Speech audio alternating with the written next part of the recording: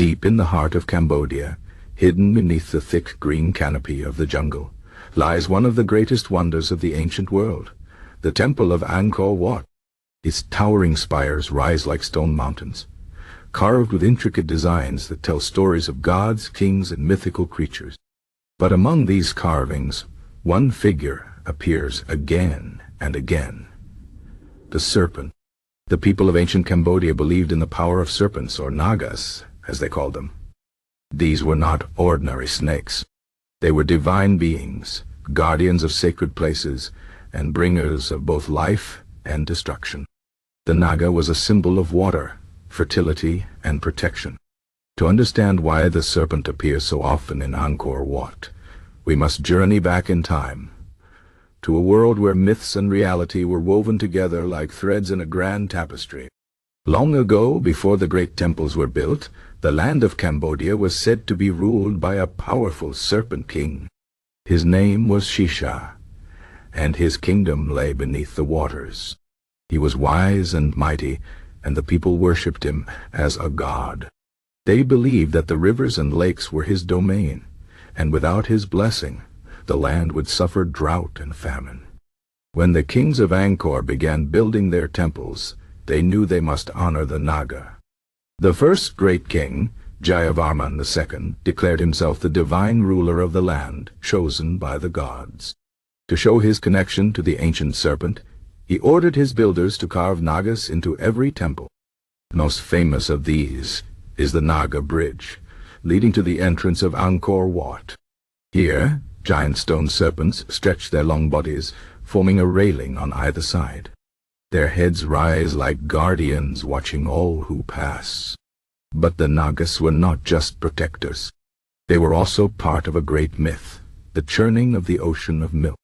This story, carved into the walls of Angkor Wat, tells of a time when gods and demons worked together to create the elixir of immortality.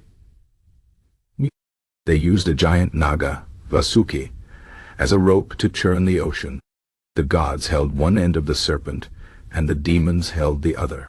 As they pulled back and forth, the ocean trembled, and from its depths rose treasures, the moon, the sun, and finally, the sacred nectar of life. The carvings show this moment in stunning detail.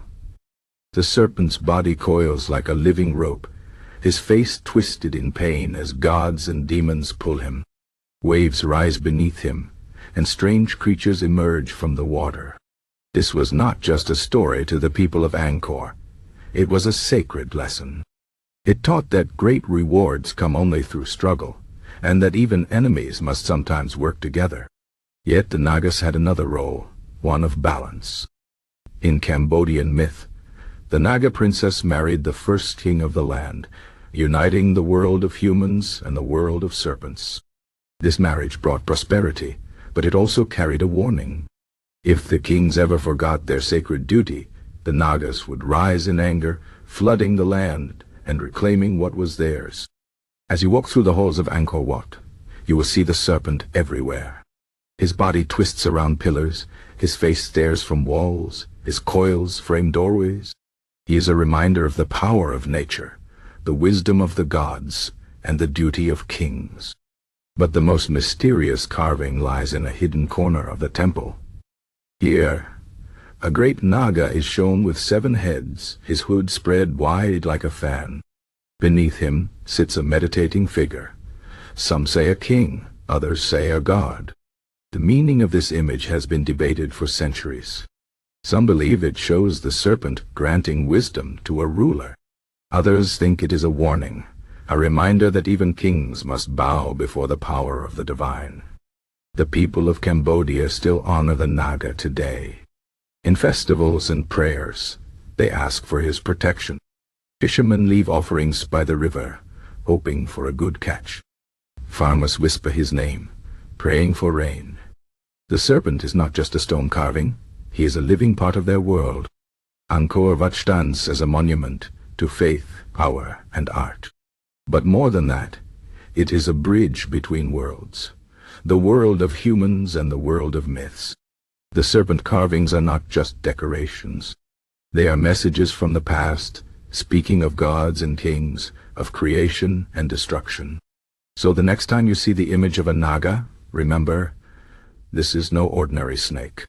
He is a guardian, a teacher, a king. His story is carved in stone, but his spirit lives on. And as long as the temples of Angkor stand, the serpent will watch over them, silent and eternal.